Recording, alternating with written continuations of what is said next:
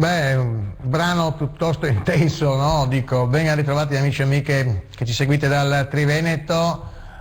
Abbiamo messo in copertina quello che poi andremo a proporvi come domanda, perché ci sono dei comuni che in nome della spending review tagliano l'illuminazione nel corso delle ore notturne in determinate zone della città.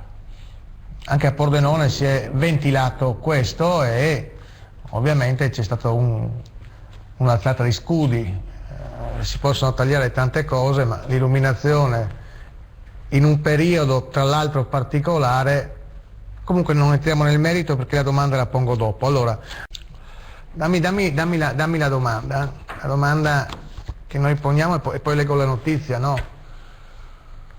Risparmi, ridurre l'illuminazione pubblica nelle ore notturne.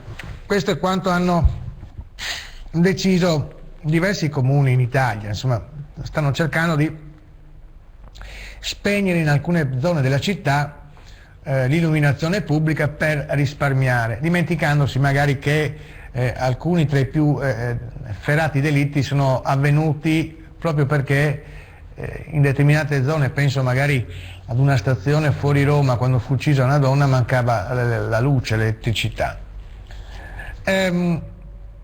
Su questa domanda, lasciami più che le immagini, leggo la notizia, così rimane ben impressa, no?